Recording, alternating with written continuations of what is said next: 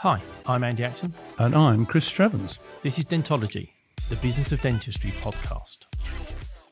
There's so much hyperbole, chatter, confusion around AI. It was a real joy and pleasure to speak to somebody who's been immersed in this world for over 10 years and truly understands where we are and where it's going.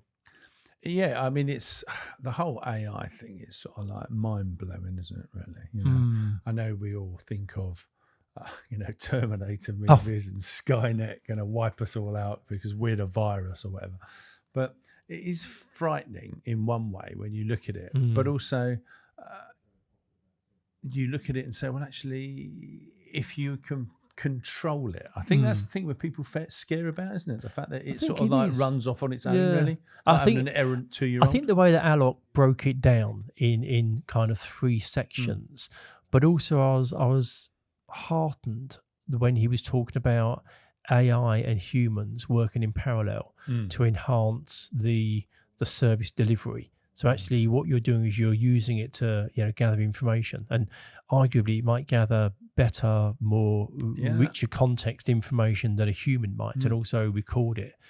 But that then feeds through to us as humans being able to deliver better service in whichever category that is. Well, it never gets tired and never has a bad day. No, exactly. Humans do. Yeah, no. For me, it was really good to have that, relatively entry level conversation about something which it's coming, and the bit towards the end of the conversation about what it might be doing in the future. Yeah. Absolutely mind blowing. It's coming. That's the thing. It is. Well, it's here. Absolutely. No, really, really good. So here we are, another episode, and this week we've got an absolute corker of a guest. It's going to be a bit like Terminator. Do you think so? What, like we're going to turn into robots and all that sort of stuff? Ah, see, now that's a clue. Well, you say Skynet me up. You say that as a science fiction, Andy. You don't really. No, I don't do that. But as a prequel to introducing the guest, I did go to a seminar with this guest and his business partner recently in London, and they did have a robotic dog walking around. So I think whole robots and the whole, see that robot that did a marathon or something. Some Chinese marathon or something. Really? Yeah. China got some robot to run the marathon or something. Wow. Anyway, let's jump into our guest, because we're going to start talking about robotics, but there's a whole lot more to get through. So today our guest is Dr. Aalok Shukla, and Aalok is the CEO of Implement AI and a dentist as well. So you bridge both of those gaps quite nicely. Hello, Aalok. How are you doing? I'm very good, thanks. Great to join you guys this morning. Yeah, greetings. No, thank you. I know you're a kind person, and the reason I know you're a kind person is Chris and I were in Lisbon a couple of years ago. We came over to actually record a Dentology episode with Dr. Miguel Stanley, who you know is in Lisbon. He's quite well known. He's quite a big noise in dentistry. And you were messaging me through LinkedIn saying, if you're in Lisbon, we should meet up. And time didn't work out, but you were making bar suggestions and restaurant suggestions, and you were really helpful. And I just think that was a really nice, kind thing to do, because you knew that we're in your patch. Also shows what Aalok does of an evening.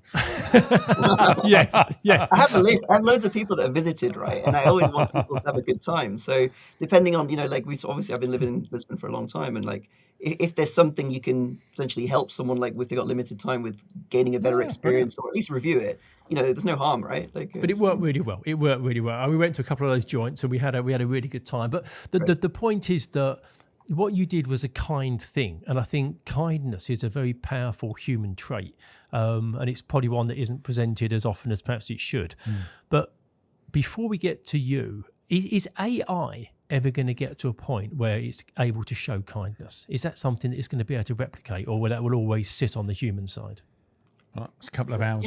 Interesting question. There was a few papers probably about a year ago now, or if not a bit more than that, where they basically evaluated. So I'll use empathy as a proxy. It's not exactly the same thing as kindness, but they were evaluating medical patients' satisfaction with answers from doctors or AI. I think at the time was GPT-4, with regarding discussing sensitive medical matters. And they found that the AI responses were more empathetic. This was during a forum kind of context, essentially, right? So I think there is something around.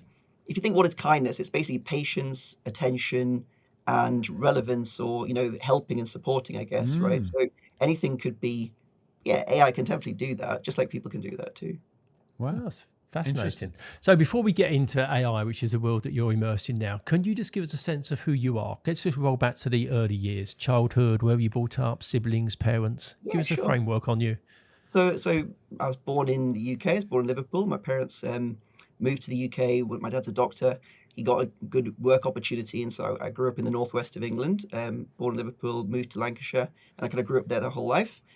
Great upbringing. I think we're essentially like great place to kind of grow up. Not many brown faces around, but everyone was really nice and very friendly. And yeah, at school went to like a good secondary school, a grammar school, and then there I guess like you make your friends. You got different areas of interest. I used to play chess a lot when I was a kid, so I used to like go to different competitions and different tournaments and things like that.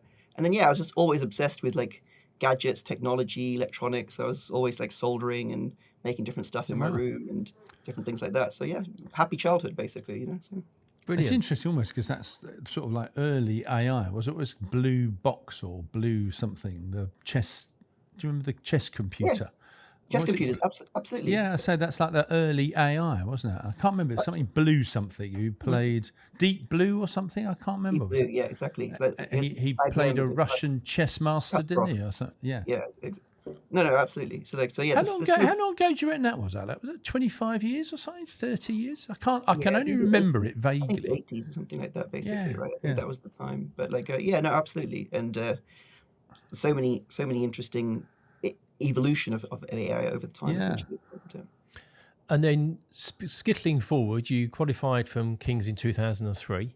And then you ran Alkali, your dental practice, for was it seven years until 2016. 2016 is quite early on in the digital revolution that's kind of taken place in dentistry.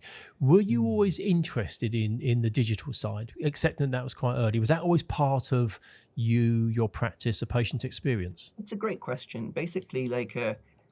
When I grew up, right, I was like in an Indian family. Like when you're a kid, everyone asks you what you're going to be when you grow up, and I'm like, you say what? I think I said doctorate, and then all the other family friends smile at you and then say, okay, that's great, and so I actually just sort of continued without thinking too much on that path because I was always found interest in biology and science and things like this. But I liked the idea of like technology, but I had no one in my family that was from anywhere around there, basically, right? So I was just like, okay, let's go into a profession, and I applied to medical school, got into medical school, and then I was at Royal London Hospital actually, and then when I was studying there, then I think I remember my first year, I was thinking, I'm going to become a doctor. And I don't think I really want to be a doctor. And I kind of became quite conscious at that time. And I remember thinking that, I'm kind of on this, it's almost like you're sitting on a roller coaster and you can't get off at this point, essentially, right? Until the ride completes. And I remember thinking that, I just know my nature. I am very inquisitive, and I'm not necessarily I don't know, I just have a certain way that I want things to be. And I've got my own ideas and different stuff like this. And I want to be able to try out my own ideas. And I just felt that at that point, I felt maybe there was a disconnect with where I was studying. And so then I thought, I kind of went to see the principal and the dean, and I was like, I don't really want to be a doctor, and then I remember she was a very, very renowned oral surgeon, Anne Aiken. She was very nice, very strict, very knowledgeable. And then she basically said to me, she goes, well, okay, but you're on this course now, isn't it? I said, yeah, but there's 2 people on the dental course that didn't take their place, essentially, right? And I've got the grades and stuff like this. Could I do that instead? Because I thought then you can still have a kind of business, and you're still in science and all that kind of stuff.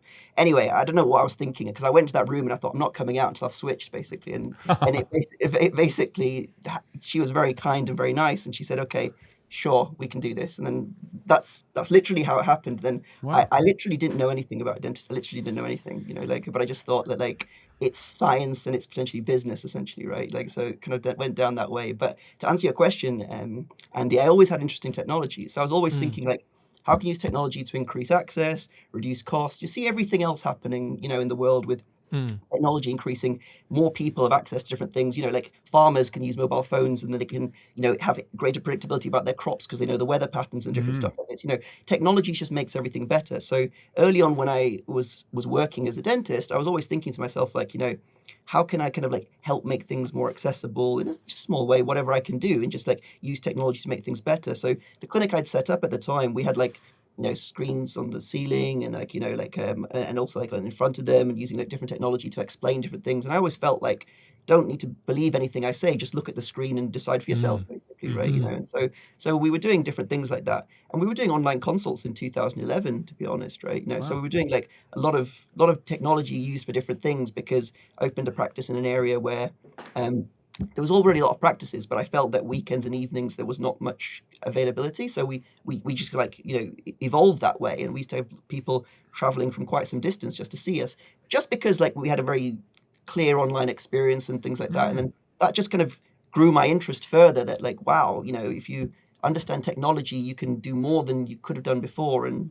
yeah, I just pulled on that string, basically, right? So. And then I mean, you sort of pulled on that string, but there's lots of people putting that string now, and I think it's easy once it hits the mainstream and everybody starts doing it. It's easy to go, oh well, yeah, that you can see where it fits.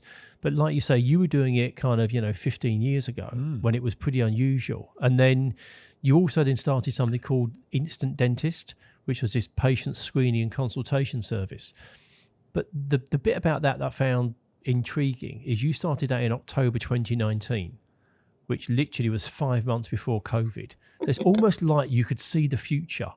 You created something. So you'll dismiss it as being luck, but there is something quite cool that you created something that was so needed in that window 5 months before COVID struck. No, I appreciate you saying that, but like it's quite funny how life turns out sometimes, isn't it? Because I think of that world, 2016 to 2019, very different world to like 2020 to 2025, right? It's almost like there's a hard line between those two different bits. And yeah, we were working with like a large FMCG company, like because the instant dentist thing we were talking about in 2017, 2018, and I spent a lot of time trying to like gain support from like either FMCG companies or different people, because I thought like, how can you increase access to everybody where they can screen and detect things and stuff. And we were doing work with AI and computer vision back in 2018 to actually like analyze photos and detect different issues and different stuff like that. But I also realized at that point that like the cost it took and how far we kind of got with it, and the gap with something production industrial ready for patients at scale, very different at that time, basically, right? So then I kind of made some decisions. But yeah, after COVID struck, it was quite interesting. Yeah, like with Bupa, we got on quite well, and we helped them with some stuff, and helped with their dental insurance to like provide digital screening for people and different things like that. But yeah. So you've now completely stepped away from dentistry. You don't treat patients at all since 2016 or so, basically. Wow, that's a long time to have not had a handpiece. Do you remember your last patient? I remember the last day, but I don't remember the last person. No. So you actually, so you worked towards and you knew that it was going to be your last day, because obviously for some dentists they don't know it's going to be their last day. Certain things happen and they just never go back to treat patients. But you actually had this orchestrated and planned. I took my loops back in a box, and I had a little statue of a little god. And I took with me, and I was like, yeah, see you later. God. Right. Brilliant. So you're now CEO of Implement AI, which we'll come to in a minute, because I think it's a very interesting concept, and it certainly bridges the gap for where most of us sit, which is we're constantly hearing about AI, but frankly we haven't got a bloody clue what to really do in terms of good integrations in our business. But before we get to that, there's also a lot of chatter around AI. So can we just do some quick fire questions and you can dispel some myths for us? So the first one is it true that AI can think and feel like a human? I don't think like a human it can, but we can observe how it's processing information. So let's look at that, right? Like, so if you think about like a human's going to input something, think about it, and then they're going to have like all their subconscious reacting against it, and there's going to be like some kind of complex reaction or information that's going to come from it. With the AI, you can see it like deconstructing, let's say the thinking or reasoning models, for example, where you can actually see its chain of thought, and then you can also see the different references and what it's kind of coming with. So you can see the proxy, and obviously because we have that process of thinking, we kind of compare that process to other people. But it's a bit like birdsong versus speech. Speech is abstract terms and like words and defining different things.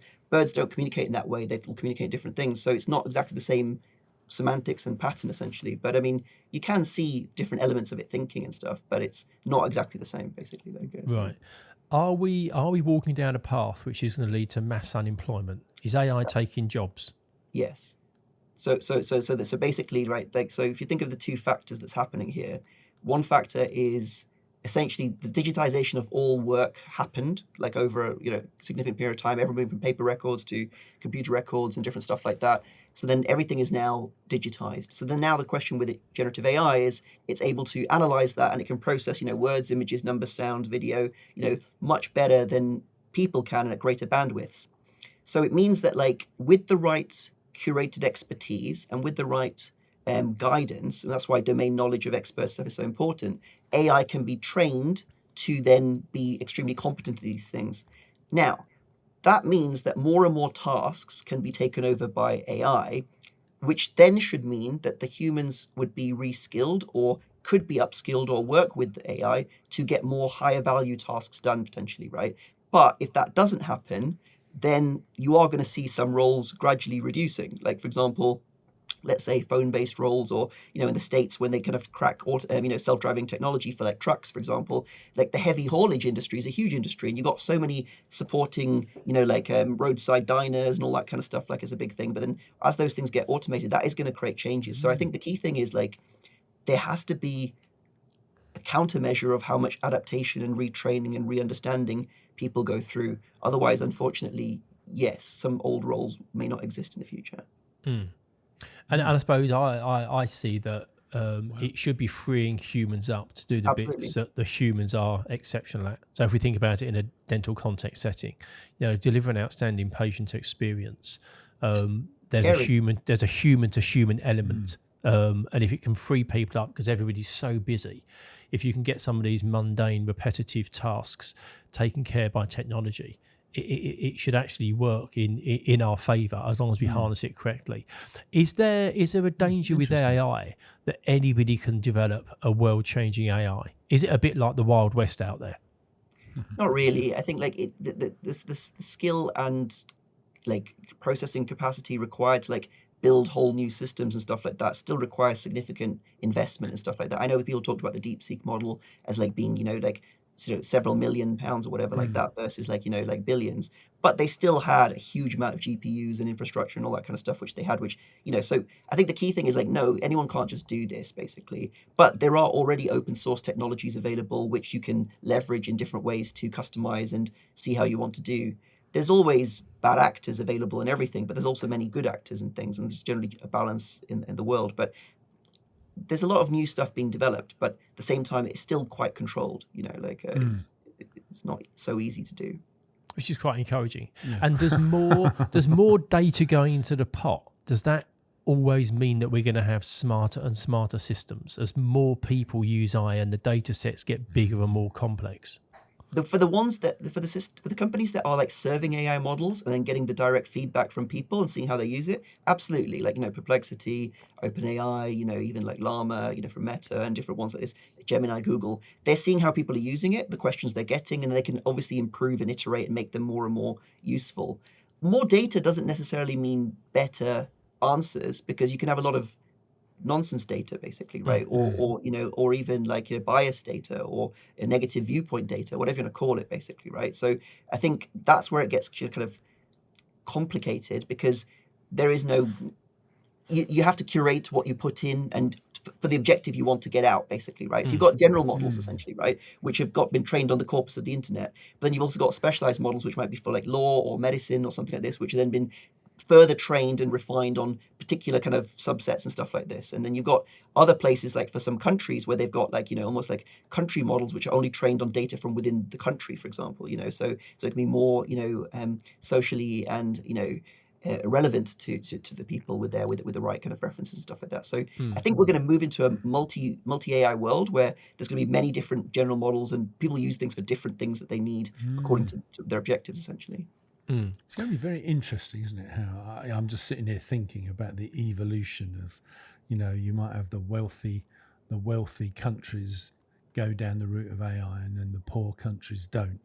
And then how's that going to play out? It's quite interesting. I always think to myself, because one of my daughters lives in Africa, and I always think that if there was like an apocalypse, probably most of the people in Africa would do all right, because they're so used to doing stuff and making stuff and building stuff, whereas we're like, someone else comes and does it. It's before we fascinating. started recording, obviously Aalok's in Portugal, Yeah. and just yesterday, big chunks of Spain and Portugal ended up without electricity, and you were saying how it's actually quite nice and liberating in that you become quite analog, but you enjoyed you enjoyed the day.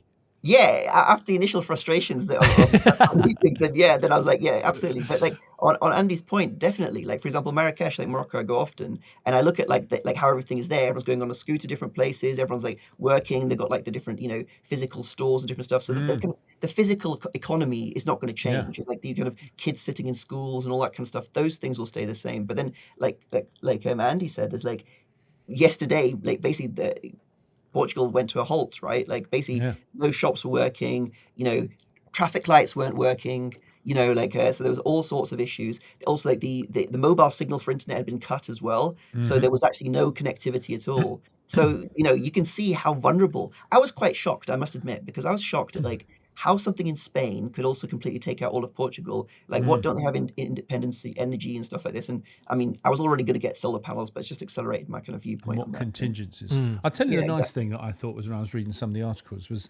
the humanity.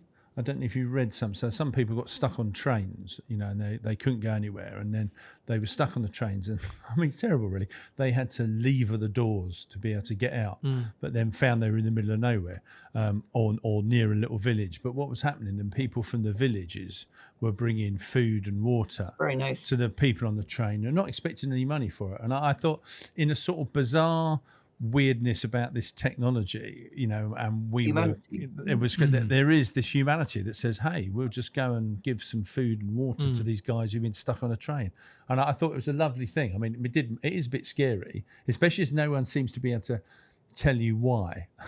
No, and then 3 days. They were saying yesterday, the only thing that was working was the radio. So I'd listen to the car radio in Portuguese with my wife, and she'd be translating because I still can't speak Portuguese, right? But that's a different story. And then what was interesting is like some people had said this is going to be like this for 3 days, and we saw like the supermarket across the road, which there was two supermarkets. There was, I won't say which is which, but there was two German ones. One had a backup generator, one did not. I am certain the one with the backup generator recouped 3x its investment on its generator yesterday because everyone went into panic buy everything because they thought this is going to be into kind of a new electricity cut essentially. So. Yeah. It is interesting how is king. and also how fragile society is, because when something like that happens, there's an immediate reaction, and then there's kind of the caring approach of have some food and water. But if it had persisted for 2, 3, 4 days, it changes, isn't it? I think society breaks down quite quickly. 72 hours, they reckon, or something. 3 days. When those essential services start to dry up. But you're back up and running today, which is Will we ever which is find good. out what happened? Didn't they say something to do with atmospheric conditions in Spain? They say it's not a cyber attack. Yeah. But the more times they say it's not a cyber attack, the more I am. Yeah. Do we believe that? That's like being a football manager and saying I've got the backing of the board. It did make me think. Do you remember? Did you see that? You might not have seen it. That TV show. It's called Cobra, where they had it was some solar flare knocked out basically the north of England's electricity, and they couldn't restart it, and they had to get these new transformers from Germany or something. And it was about how civilization sort of broke down into something from Mad Max. It was quite interesting. It was fascinating, really, how reliant we are on other stuff. So back to the world of AI. Something that I'm interested in is, and this kind of leads into to what you're doing now, implement AI, is how do people start? How do they start assessing their business in terms of what their needs are? Because we're going through this process ourselves at the moment, and we use AI a bit with certain things, and it's great. But if we're going to move forward, there's so many solutions out there, and there's so many people telling you that it's going to be amazing. How do you do that initial assessment to work out where AI fits in your business, how it genuinely adds value, how it will free people up to do higher value human work? What's the process to go through that to help people? It's a great question. So basically, there's kind of like, first of all, let's talk about the noise like that's happening, right? Like, so you've got like a lot of noise every single day. There's new announcements about different things that happened essentially, right? But what you need to kind of think about is essentially like two frontiers. technological frontier, like what new developments have happened and all that kind of stuff, and operational frontier, what can you actually use in your business today, basically in a repeatable, consistent way, essentially, right? Like, and if you think about those two things, you'll always hear sometimes statistics like, oh, this model is now 20% better than this or whatever like this. But if you actually think back to operational frontier, in the reality of what that actually might mean, that might mean 0.1% or 0.2%, Yeah. or it could mean 20% or 30%, basically, right? So I think you have to maintain your own critical thinking about your operational frontier. And while you listen to a lot of the stuff, I wouldn't pay too much attention to those things, because even if AI technology development stopped today, we've got like 6 to 7 years worth of huge improvements just from implementing what we've already got, basically, right? So the issue is not the technology that's available, within Gemini or GPT and stuff like that. The issue is like how much AI is actually operationally working within our business on a day-to-day basis to actually add value. So let's move to the second area. Where should you actually focus on things? Like, we've all got a billion things to do. We have limited time and energy, and we need to like make sure that anything we do helps us improve the care for the patients and makes the business more profitable and makes it better jobs for people to retain talent, essentially, right? So you think about those kind of three goals, essentially, right? Patient experience, making sure that like the business stays healthy, making sure that like the team want to work there and everything is working in that best way and it's like sound in that way. So when you're thinking in that kind of way, you're really thinking essentially, is anything I'm going to do, will it make the boat go faster, basically, right? So the whole point is like that from the rowing team is like everything is like focused around that. So there's two axes. There's growing revenue and there's reducing cost or increasing capacity, let's call it that, for example, right? So if you think about like, growing revenue, then you've got like the examples of, let's call it patient reactivations. You've got how many people that have just not been to see you for a while, maybe they've moved away, maybe whatever like that. So that's like a classic area where we work with companies where they will help do like a patient reactivation, where, for example, an AI can call some patients and see like, are you still interested in coming for care? We've not seen you in a while. It could be email, whatever you want, basically. So that's like a reactivation piece to kind of find out how they could kind of come back into your practice and, see what they can help you with. Other things can be in terms of, let's talk about the dimension of capacity or access. So everyone's busy answering the phone and scheduling people in, but maybe weekends or evenings when they maybe see an advert on Google, or maybe they're thinking about doing something, or they're planning a wedding and they open up 10 browser windows and they're like, okay, I want to book in an appointment for a hygiene, or I want to book an appointment for my Invisalign or whatever like this. They contact 10 places.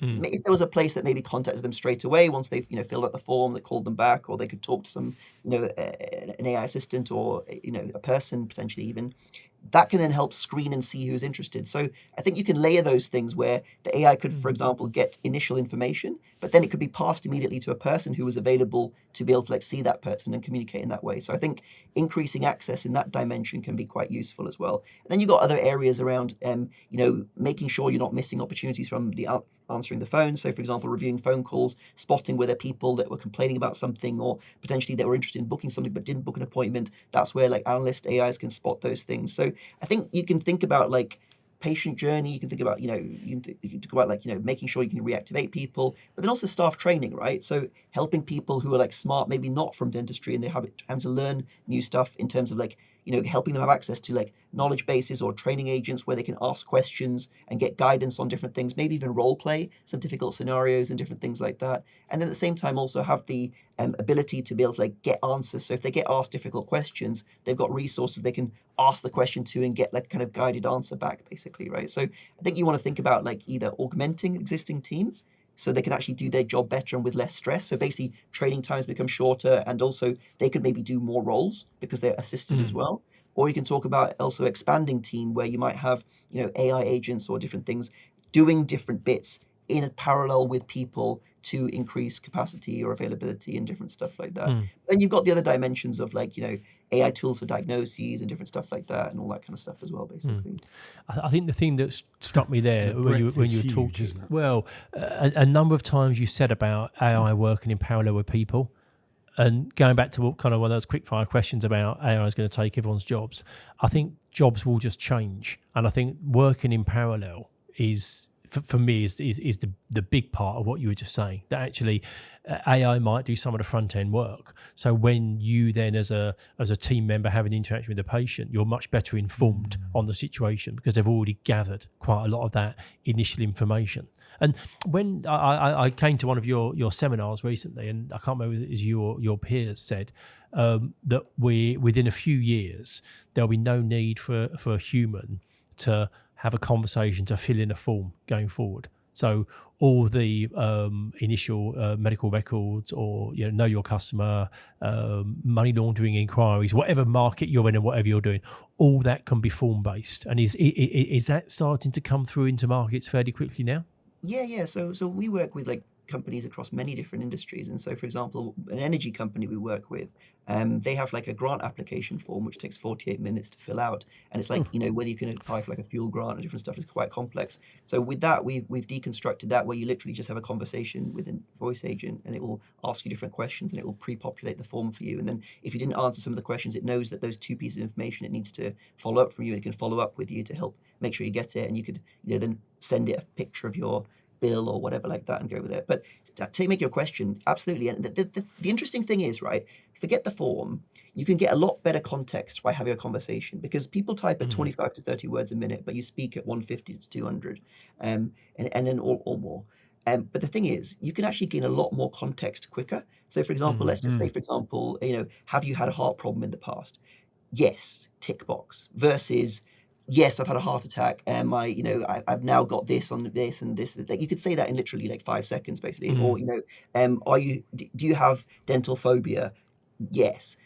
When I was young, I had things that happened out, and I got stressed about this, whatever. So then imagine the receptionist or the nurse with like patient number 1 that's got I'm phobic, tick box. That's all the data point versus the receptionist, the nurse with got this other data point, which is like, when I was a kid, I had my wisdom tooth taken out and I was worried about it, and I could still feel something. Like that person could say straight away, look, I totally understand you had this bad experience when you were a child and you had this and this. I want to reassure you here, we don't have anything like this, and you can also stop any.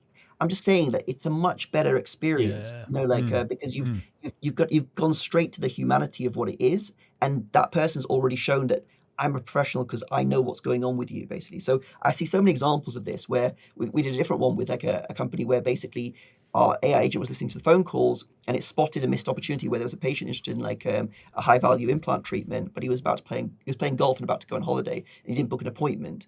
And that was then forwarded to like a team member who could then follow up with that person. They can have a conversation a bit like, I understand that like you're playing golf or you're a bit busy. How can I help you with this? So you can just be more human. It just helps the person be better. That makes sense, essentially, isn't it? No, it does. But so following that on, you were talking about lots of different forms of AI.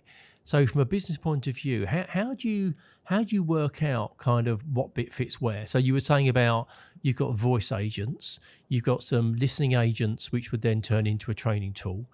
People will be very familiar with dealing with chatbots on websites. Of course. So when you're going through the process of trying to work out where AI might sit within your business and provide these uplift enhancements, how do you kind of get to a stage where you assess what it is you need in your business? And is that dentistry or any business? Yeah, well, I think it's specifically in dentistry. Dentistry, In dentistry, you can split it into like, let's call it like 3 dimensions, three zones. Let's call it like zone number 1, reception desk. Let's call it that, for example. Zone number 2 can be treatment room, and then zone number 3 can be aftercare and like kind of prevention. Let's just call that, for example, right? So if you think about zone number 1, reception, for example, the goal of any website or anything like that is to get someone to come into the reception and book an appointment, essentially, isn't it, right? So there's all sorts of things that you can do to increase communication out of hours, or provide accessibility, or to, for example, capture information about the person beforehand, whether it's photos, answers, different things. And so you could think about like some kind of interactive agent, which could be voice, could be chat, could be messaging, could be email, could be whatever, basically, right?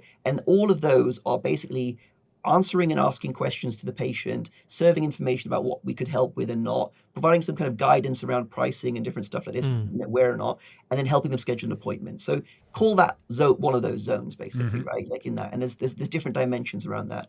Then you've got the zone behind that, which is training the people to sit in that role. So you've got like some information and knowledge-based stuff around that. Think about the patient room one, basically. Then you've got all about that conversation about like asking all the questions of the person, like is the history, everything like that known? Can you uncover different objectives or goals that they've got? How can you capture as much of their kind of interest in different things? How can you use tools to simulate and show them what things could look like for them potentially as well? How can you then also, be more standardized across all your consultations so that like the person at the end of the day gets a report saying, I don't know, 55 things were discussed about your health and validated today, for example, right? So always kind of like prove and document that kind of experience for that person. And then how can you also make sure you capture all your notes in the most comprehensive and medical legal way as well? So that's that kind of experience, right? Then there's like discussing treatment options and different things like this. The third dimension is like in terms of like aftercare or different stuff like this. So then that's where like, okay, if someone's worried about like, okay, this feels sensitive or I'm worried about that and I've got questions, is there like a digital treatment coordinator that they could kind of like reach out to? Does the AI help with some of the questions at first and then flag it to the other person afterwards? Does it check in with them afterwards to see how they are and different stuff like that? So high level, they're the kind of dimensions. And the way you want to think about it is in data streams. So obviously like in for example, at the reception desk, you've either got email data stream, WhatsApp messaging data stream, call data stream, different stuff like that. So then you think about how agents can act on top of those, and you could add documents on top of that. Then you've got inside the treatment room, it's pretty much verbal, but it could be imagery as well, from like simulations and different stuff like that you've got from within there. But then you've also got the desires of the person and what was explained to them and a record of what was discussed and all that kind of stuff to prove, consent. And then the third dimension about like, aftercare and stuff like that. Again, that's largely question answer based, but again, it could be on any channel. And then it also could be like proactive reach outs and stuff like that. So very high level. If you think in your business, like how many patients are coming through this bit, how many going through here, how well am I helping them and how happy are they? And then how many of those are coming back and stuff like that. Then you just think to yourself like, okay, do I need to increase my inflow? Do I need to increase my acceptance? Do I need to increase my aftercare? And then go from those areas, if that makes sense, basically, right? Like, no, I think it does. I think breaking it down like that makes more sense because I think the danger is everybody just kind of goes, yeah, we need to engage with it, and then they go, ugh. What do I do? And it's like, where do I go from there? And another point that I was musing on is what's AI doing to us as consumers in terms of our expectation on service and in a context of a patient expectation. Are our expectations going up or down as a result of AI? That's a great question. So I think like if you look at like going back, say let's say that 2016 to 2020 era, that was like the Amazon Prime effect, right? Where it's like, I want this, but it has to be today or tomorrow, basically, right? So we've already tomorrow. I'm not waiting until tomorrow. I want it now. It's like so all that stuff. So we've already been trained that way, basically, right? This just adds another dimension onto it, where you're basically going to see two types of experience. I remember seeing like, I think it was a kid that was like touching a computer screen and it wasn't a touch screen. And they basically thought this is rubbish, basically, right? Because it doesn't do anything, right? Like they didn't understand they need to move the mouse or whatever. It was just interesting to see them because they're used to using phones and tablets, if that makes sense, right? So in the same way, I think consumers, as more companies become what we call AI first, where they've got like a more interactive and richer experience at first, when you don't have that, you will notice that as like, this is broken, basically, right? And then that's interesting. Yeah. It's not working as it should be. Yeah. Correct. Like for example, like in some situations, like how can I put it? Like there's a bank I use, and then if I've got a problem, I can actually email them, and they'll actually fix it. You understand? Like like one of the rarest ones potentially, right? Like, but I mean, other ones like are trying to make a transfer, and like they're blocking it, and then for 3 days later, I'll get a fraud call or whatever like this. And I'll be, so like you've got like broken experiences. So I think AI applied correctly, with the right sensitivity and the right guidance and the right persona and the right, it can be very, very good.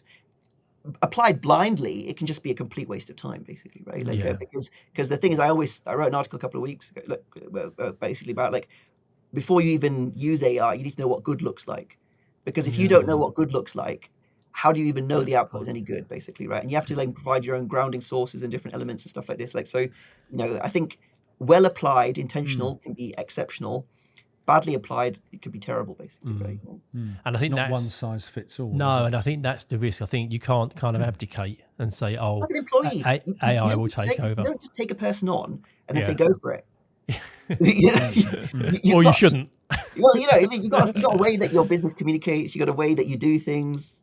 There's a training period, isn't it? Right. So the point is there has to be that, right? And so that's one of the main things that we do. Like we set these systems up because the skills required and the knowledge required to like understand what needs to be done is very different to buying a piece of IT, if that makes sense, essentially. And can you talk us through? So your business is implement AI. Can you just talk us through kind of the process that you go through and how you help dental practices? Because I think this might blow away some of those concerns about how you integrate AI.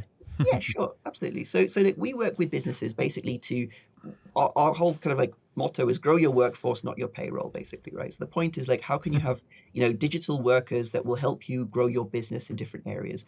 Typically, it tends to go in a few dimensions. So let's talk about like sales, support, operational excellence, and like customer success, for example. But in a dental practice, like sales, so patient reactivations, for example, so the process that we go through is we'll first of all identify like what are the objectives? Like I want to reactivate more patients, or I want to follow up with people quicker, or we got lots of people that like are calling but somehow not booking an appointment, or we've got lots of people that we've just taken over a practice and we want to see how many we can kind of get to come back, or whatever the goals are, or I want to train people faster.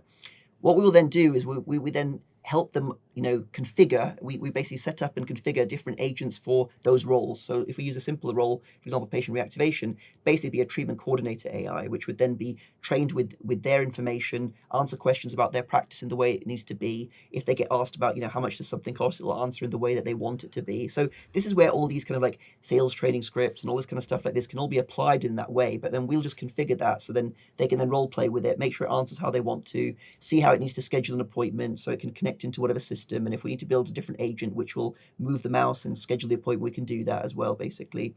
And then that can then be, piloted. So they can say, okay, can we reactivate some patients? See that we can. Okay, great. Can we expand this? Can we do more of the things like this? And so our whole approach with a business is basically to find impact use cases which will drive a business case forward. And then what we will then do is we'll do a pilot with them to make sure it does that. And then they can kind of continue from there, if that makes sense, basically, right? So essentially there's like kind of a configuration stage, an integration stage, and then like kind of an optimization stage, if you can call it that. Right. I think the bit for dental practices that will probably be a source of comfort in there is it's built very much with their culture, their language, and how they interact. It's not something that steps in and becomes kind unknown. Becomes very automated. It will feel like an extension of how they behave. Yeah, and it can then transfer. You can set it to do whatever. Like, so for example, if someone said they're upset or they're interested in discussing further, it could live transfer to someone who's available to take the call. Or you can set up all sorts of things. Or we've done for some places where they'll ask them some questions, discuss them with them, and then it will generate a PDF report with what that could be helpful for them, and then send it to them by WhatsApp or email. So you can start doing stuff which you couldn't do before, where it can even take in photos and ask different stuff from people as well. Basically. Wow, that's interesting. Very, very, very. Notwithstanding what you were saying before about if all we did for the next 6-7 years was just delivered the existing AI that's out there that already has capabilities into business, we wouldn't be going backwards. What are the really wacky, amazing things that AI could be doing kind of 5, 7, 10 years out from now? I mean, that far out, like already, some of the stuff which I find already interesting is like there was like some AI technology we were using last year where you can identify like 48 dimensions of emotion just from the voice, for example, right? Like, and you can do that now, even like from their facial expressions and different stuff like this. Like and you can get a lot of insight into different things like that. So that's now, right? I can't 5 years from now. Like, I mean, I've seen that they've done things where they've used Wi-Fi signals to then reconstruct 3D models of people walking in rooms next door and stuff like this. So like our ability to make signal from noise is just going to go up higher and higher. I mean, like personally, I saw that experiment. They ran an experiment of how people moved in a room, and then they asked the Wi-Fi to reconfigure it, and it did it very well. So you can create the images of people like almost like a 3D scanner. I've also seen from functional MRI scans where they just they feed in the blood flow from the brain, and they can reconstruct what the person's looking at. So they show them a picture of a teddy bear, and then they feed the AI just the blood flow from the person looking at the teddy bear, and it can create an image of a teddy bear, basically. And they did this across like planes and bridges and different stuff like that. So this mind reading capability is already kind of there. This was like 2 years ago. Like, I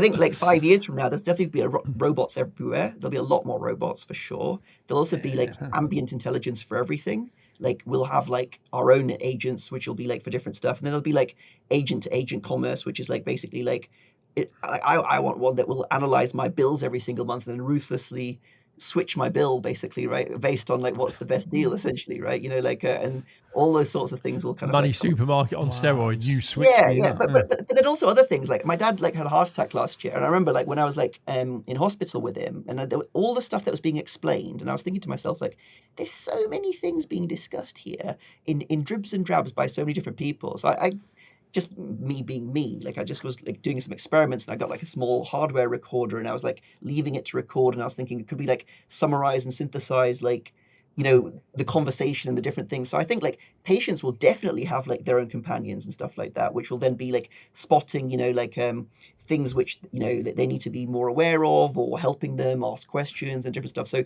I think you're gonna have like way more, you know, empowered and knowledgeable people on both sides. Basically. Knowledge, basically specialized knowledge, the value of specialized knowledge is going down, but execution, the value of quality execution will always be there basically, right? So the question is like just these kind of information asymmetry and blind spots are going away. And I think that like that combined with like robotics becoming just everywhere, just be quite interesting. Fascinating. Well, let's take us back into the analog world, Aalok. So we've got a couple of questions for you, and they are pretty analog. Into my retirement. So the first one is, you can be a fly on a wall in a situation. Which wall are you hanging off? Where are you? Who's there? So I guess like for me, it would probably be, there's been so many great people throughout history that have like, you know, on like very difficult circumstances and different stuff like that. So I don't know, it's not like maybe something like a wall where Gandhi was like exploring or discussing something or making a decision, or even Nelson Mandela, or just I think I find it very interesting. Like we can only read about these people, but what were they actually like, or what was actually going on, and what does it look like? You know, like I think that's where I kind of think think in that kind of thing. You know, I mean, like, I'd love to. And sometimes it's the everyday, isn't it? It's kind of on an everyday basis. You know, how do these people behave? That's the most important thing. Yeah. Yeah. And almost as an extension of that, if you could sit down and meet somebody, who would you like to sit down and have a drink on in a nice square in Lisbon in the sunshine? I guess my answer is kind of linked to kind of someone I probably wouldn't be able to meet, but like there's so many like enlightened like masters like from like ancient time. Like for example, there was like Yogananda, who wrote like you know, the autobiography of Yogi, or there's like other people from, you know, they were like very renowned in like different meditation and awareness. And I just hear sometimes like old recordings of some of these people, and they just seem so knowledgeable and wise. I would just love to like at some point meet someone like, you know, in that kind of caliber and just understand stuff basically, right? Because honestly, like you take away all the technology, it just comes down to like mental awareness and like clarity and what you're trying to do and how you direct your energy, right? Everything else just complicates matters basically. It does. Aalok, it's been an absolute joy. Thank you for your time today. I think it is. And hopefully people now feel a bit better informed, but also more comfortable around this topic of AI, because it gets talked about a lot, but it's rare we get to talk to somebody, an expert like you, who's able to break it down into bite-sized chunks. And for me, it feels way more accessible now. Unless you're a lorry driver. Yes. In the States. Yeah. You might not have a job in a few years. Yeah. Wonderful, Aalok. Thank you very much indeed for your time. Look after yourself. Thanks very much. Thank you so much. Cheers. Thank you for listening to this episode of Dentology, where we discuss the business of dentistry. If you like what you heard, please do subscribe where you found this episode. That would be amazing. And also follow us on Instagram.